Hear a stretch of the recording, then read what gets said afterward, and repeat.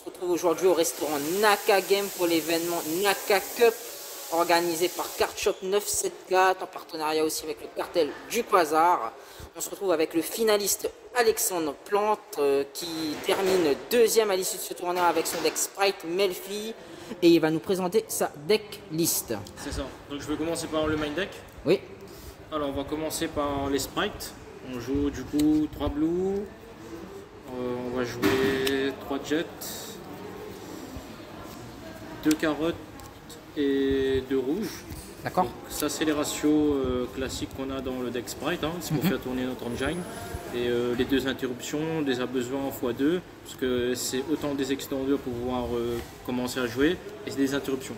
Ok. Donc on maximise ce chiffre là en termes de sprite. Ensuite, en normal summon qui est pas mal dans le deck, on a les 3 castors. Donc c'est la meilleure normal summon du deck. Ça nous permet de juste avec castor de faire gigantique et lancer la combo.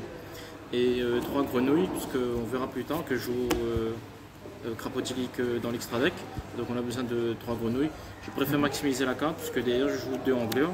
Et que derrière, si on open crapaud plus angleur, on peut avoir directement accès au crapaud et ensuite jouer avec les sprites. Donc ça me fait un board avec crapaud et généralement la Melfi.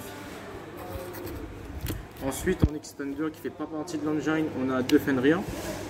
Alors Fenrir c'est une très bonne carte dans le deck puisque ça nous permet déjà d'avoir une interruption en plus si on peut la garder sur le terrain. Et c'est une spéciale shaman, donc on est moins de normes dépendants dans le deck. Donc ça nous montre un ratio dans lequel on est moins normal dépendant et on peut jouer, on n'est pas normal dépendant du coup par rapport à ça. Et Fenrir, ce qui est bien c'est que ça peut attraper certains decks. On a les 2 Melfi classiques, donc ça c'est les 2 Melfi qu'on est obligé de jouer pour pouvoir faire la combo Herald.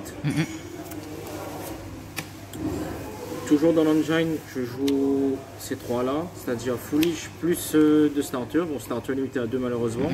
Et Foolish, mais pareil, c'est pour pouvoir extend. Et ça nous permet d'envoyer la lotte King Split de Castor et on va sur le gigantique. Ensuite, je considère que ça fait partie de l'engine, c'est 2 prospérités. En fait, c'était pour augmenter la consistance du deck. Parce que dernièrement dans les tournois, j'ai vu que j'avais des mains où j'avais des mauvaises combinaisons de normal summon, c'est-à-dire les Melfi plus les Castors ou les Crapauds plus Castors. Donc je voulais avoir plus de spécial summon. Et aussi, quand je side des cartes comme parfum, je peux faire mon board, faire mon pot de prospérité pour 6, révéler mon parfum et des fois c'est game. Et en dernière, on a le double croix, donc l'interruption du deck. En free spot, alors j'ai choisi ceux-là, donc en entrap on joue 3 H et 3 Imperm. Donc on joue ces free spots là. Alors, je crois que j'ai mis cela aussi dedans et 3 Drone Lock. 3 Drone Lock. Tu jouais Drone Lock main deck du coup? Oui, c'est ça. Ok. C'était main deck. Du coup, parce que je considérais que le format c'était plus orienté vers Pioli, Kashtira, Unchained et tout ce qui dit deck combo.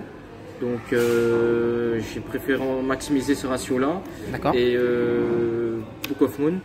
Alors la carte elle a une double utilité, c'est-à-dire qu'elle peut attraper des Rise Yacht, c'est-à-dire le passer face vaisseau. Ça peut aussi m'empêcher de prendre des IPM sur mon gigantique et pouvoir jouer. Et c'est une bonne carte quand le Pioli il fait la piège pour target pour faire le noir. Ok. Donc ça c'était pour le main deck. On va passer à l'extra. On va passer à l'extra deck. Alors dans l'extra deck, il n'y a pas trop grand chose qui a changé, donc il y a toujours 2 sprints. On en joue 2 parce que si on n'en résout pas un, on va essayer d'aller faire le play où on peut le résoudre au maximum. Et devant le match-up Kashtira, si nous en bannit un, on peut toujours jouer. On a les Nightmares en toolbox.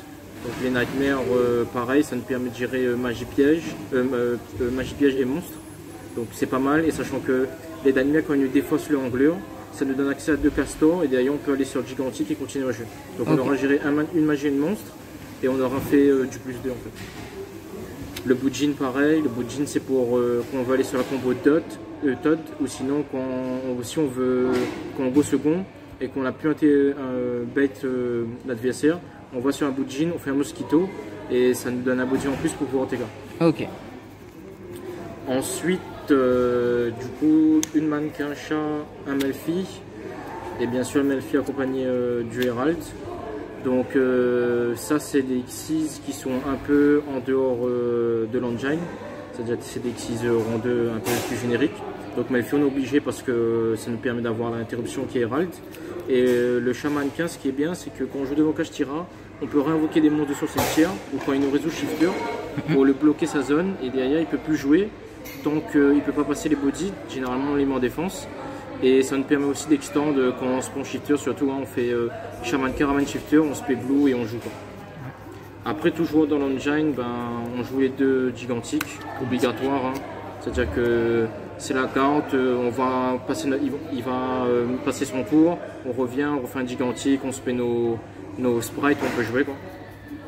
Et le Todd, ça c'est tout ce qui concerne ben, voilà, c'est une interruption, elle est forte et on peut... C'est un rang 2 surtout. C'est un rang 2, c'est ça. Et on peut le ramener aussi avec la piège double croix, donc ça nous fait double crapaud. C'est pas mal du tout. Et ensuite en toolbox aussi, on va jouer... donc j'ai préféré jouer 2 Zeus, le Mosquito pour VTK et pour Zeus, et la Sedafana. Alors dernièrement j'avais joué Goddess. J'ai enlevé une Goddess parce que je me suis dit que j'ai déjà des cartes pour gérer les towers, c'est-à-dire surtout contre Pioli. Donc j'avais pas l'utilité de jouer Goddess. Et au final ça m'a réussi, j'ai pas besoin de jouer la carte, je suis arrivé en finale. Et j'ai préféré de Zeus parce que je me dis que le meilleur play que j'ai sans proc les effets de Kashtira c'était Zeus. Ouais. Donc j'ai préféré, s'il me bannit un, j'ai quand même un Zeus et je peux essayer de clear le board. C'est ça. On va passer au side deck du coup. Donc side deck, on commence par le diapason, donc toujours une option pour jouer au time. Je vais en avoir une dans le deck, du moins dans le side deck.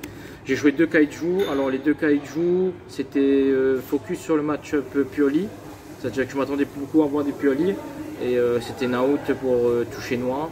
Après c'est une out aussi devant le deck Dragon Link, quand on veut essayer de gérer le fin Borel. Et c'est fort aussi devant Kashtira parce qu'on sacrifie ça au Riser. Et ça nous fait une menace en moins, on peut essayer de jouer. Jouer 3 shifters. Shifter qui est l'une des meilleures entrappes du jeu en ce moment. Parce que ça attrape beaucoup de decks qui vont jouer avec le cimetière. Et ça m'a fait gagner des games, surtout devant un match-up que j'avais vu, c'était Rika. J'ai fait un shifter, derrière j'ai pu jouer derrière et je joue bien sûr sur Sogama. Donc quand je résous mon shifter, je rentre sur en side, comme ça me fait OTK juste avec Gigantic. C'est-à-dire Gigantic ramène Blue Jet, je fais ça en damage step, ça me fait 1100 sur le terrain. Ok.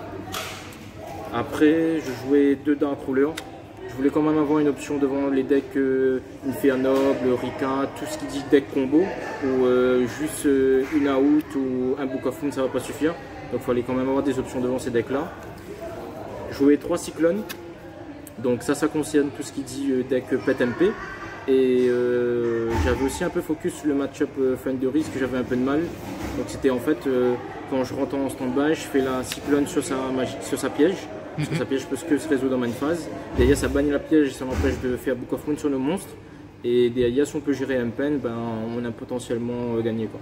Et c'est fort aussi devant les labyrinthes, quand il nous résout des cycles drain, on peut la chaîner et bannir le cycle drain.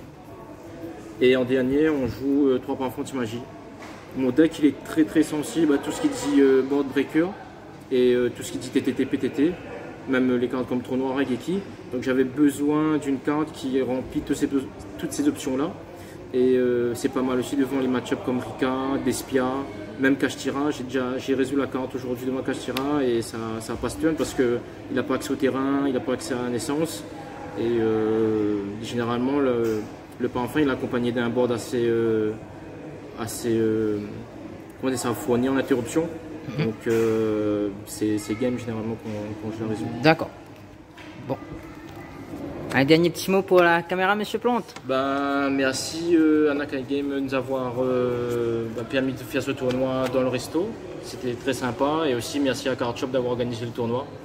Et voilà. D'accord. Bon, ben, on remercie Plante encore pour sa decklist et on se retrouve pour de prochains events. Pas de soucis.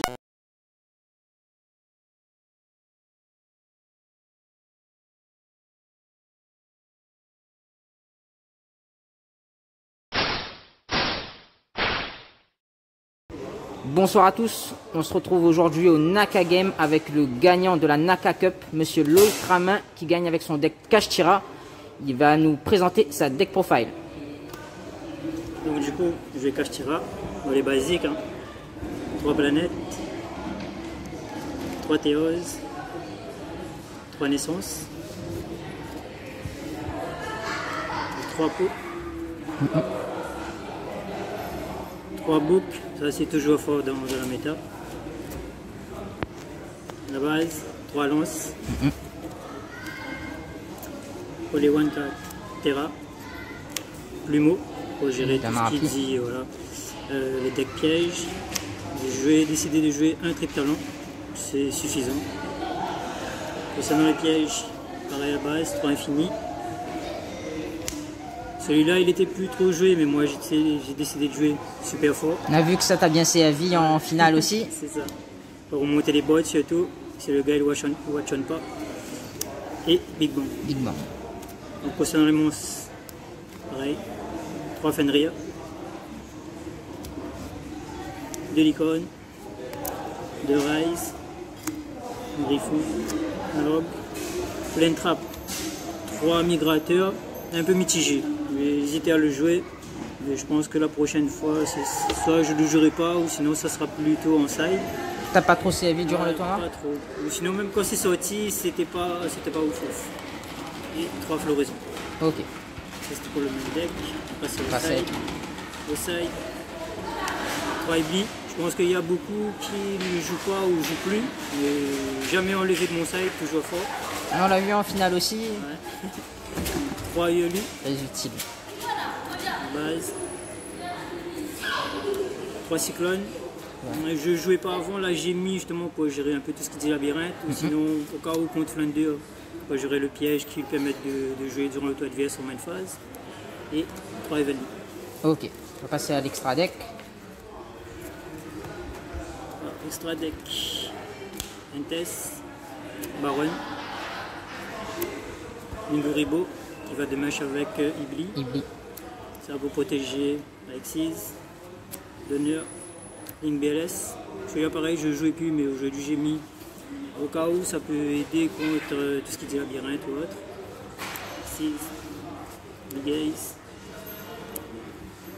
Dice, Zed. Toujours garder 2 Zeus, de jamais au cas où. Le Shangri-La et le Boss Monster, le Rise Earth. Du coup, monsieur Ramin, vous avez un dernier petit mot pour la caméra? T'as vu Jonathan Beck, je t'avais dit, hein, le dernier minute, c'est souvent le bon. Parfait, merci pour la deck profile et on se retrouve pour de prochains events.